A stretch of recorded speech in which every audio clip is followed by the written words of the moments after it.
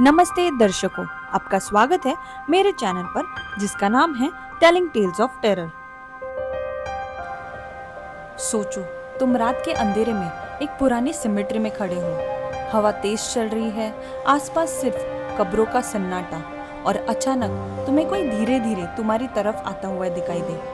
पहले लगता है कोई इंसान है, लेकिन जब वो पास आता है तो तुम्हें समझ आता है कि वो जिंदा नहीं है। आज हम बात करने वाले हैं एक ऐसी हॉरर मूवी की जिसने ज़ॉम्बी मूवीज को हमेशा के लिए बदल दिया। ये फिल्म है night of the living dead, जिसे डायरेक्ट किया है जॉर्ज ए रोमेरो ने। और बिलीव करो, इस मूवी का बजट बहुत छोटा था, लेकिन इसका इम्पैक्ट इतना बड़ा था कि आज की ऑलमोस्ट हर ज़ॉम्बी मूवी इसी से इंस्पायर्ड है। तो लाइट्स ऑफ करो, हेडफोन्स लगा लो और चलो चलते हैं night of the living dead की टेरिफाइंग स्टोरी के अंदर। हम देखते हैं कार में से एक लड़का और लड़की कहीं जा रहे होते हैं। फाइनली हमें ये पता चलता है ये दोनों सिबलिंग हैं, जॉनी और बारबरा, और ये दोनों अपने फादर की ग्रेव्स पर जाते हैं। सेमेट्री पहुंचने के बाद जॉनी अपने फादर की ग्रेव पर फ्लावर रख देता है। बारबरा जर्नी की शुरुआत से यहाँ पहुंचने तक पूरे टाइम अपसेट थी। उसका मूड जरा भी बेटर नहीं लग रहा था। उसको खुश करने के लिए, उसका मूड चेंज करने के लिए जॉनी थोड़ा मजाक करता है और बारबरा को डराने के लिए बोलता है, they are coming to get you Barbara. और इस वक्त दूर से एक अजीब सा आदमी उनकी तरफ चलकर आ रहा होता है।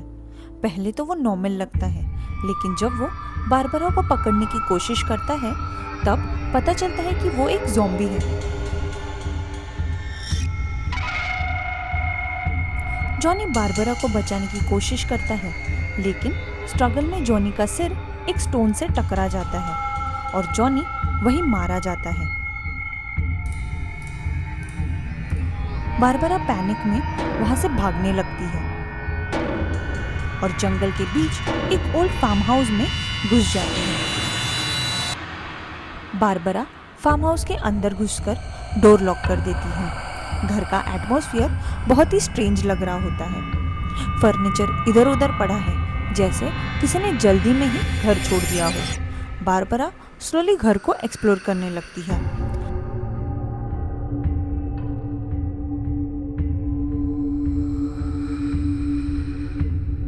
लेकिन उसकी टेंशन तब बढ़ जाती है जब उसे स्टेयर के पास एक डेड बॉडी मिलती है। इस डेड बॉडी का चेहरा आधा डैमेज है। बारबरा शॉक हो जाती है। ये क्लियरली बताता है कि यहाँ कुछ बहुत ही वॉयलेंट हुआ है। बारबरा शॉक और फियर की वजह से ऑलमोस्ट ब्रेक डाउन करने वाली होती है।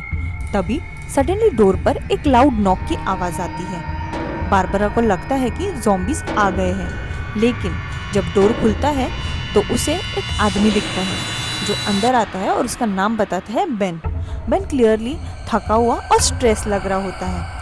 वो तुरंत डोर्स और विंडोज को बैरिकेड करना स्टार्ट कर देता है और बारबरा को बताता है कि कुछ स्ट्रेंज क्रीचर्स घूम रहे हैं जो लोगों पर अटैक कर रहे हैं।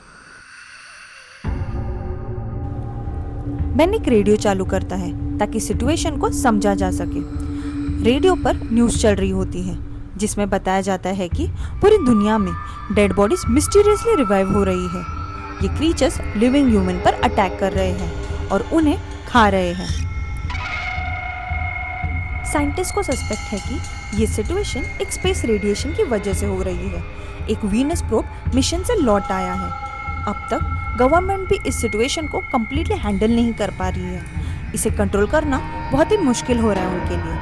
इस न्यूज़ को सुनने के बाद बेन और बारबरा को रियलाइज होता है कि ये सिर्फ उनके एरिया का प्रॉब्लम नहीं है, बल्कि ये एक मास आउटब्रेक बन चुका है। जब बेन हाउस को सिक्योर कर रहा होता है तब सडनली बेसमेंट से आवाज आती है। ये देखकर सबको शॉक लगता है कि घर में और लोग भी छुपे हुए हैं। बेसमेंट में एक फैमिली है जिसमें हैरी कूपर, उसकी वाइफ हेलेन और उनकी डॉटर कैरन है। कैरन इंजर्ड है क्योंकि उसे एक ज़ॉम्बी ने बाइट कर लिया है। साथ ही में एक यंग कपल भी है जिनका नाम है टॉम और Judy. Harry Cooper strongly believe करता है कि बेसमेंट सबसे सेफ जगह है और सबको वही रहना चाहिए। लेकिन बेन का मानना है कि अगर ज़ॉम्बीज बेसमेंट का डोर तोड़ देंगे तो एस्केप का कोई भी चांस नहीं रहेगा। इसी बात को लेकर ग्रुप के अंदर आर्ग्यूमेंट स्टार्ट हो जाता है और टेंशन बढ़ने लगता है। हर कोई स्ट्रेस है इस सिचुएशन में। रात बढ़ने के साथ साथ ज़ॉम्बीज की भीड़ फार्म हाउस के आसपास होने लगती है। वो विंडोज पर अटैक करते हैं और डोर्स को तोड़ने की कोशिश कर रहे होते हैं। घर के अंदर लोग फियर और स्ट्रेस में कैसे तो सर्वाइव करने की कोशिश कर रहे होते हैं। इस दौरान एक डिस्टर्बिंग सीन दिखाया जाता है जहां ज़ॉम्बीज एक डेड बॉडी को खा रहे होते हैं। 1968 के टाइम पर ये सीन ऑडियंस के लिए एक्सट्रीमली शॉकिंग था।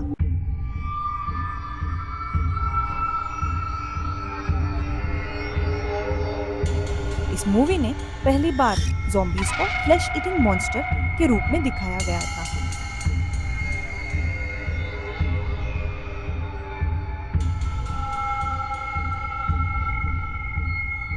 सिचुएशन देखकर बेन और टॉम डिसाइड करते हैं कि उन्हें फार्म हाउस से निकलना होगा।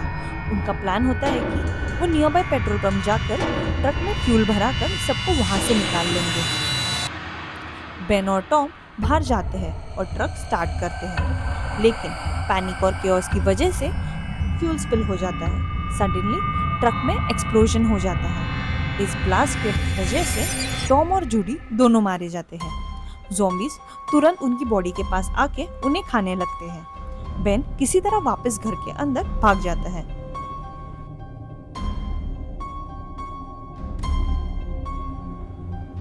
बेसमेंट में कैरन की कंडीशन और खराब हो रही होती है।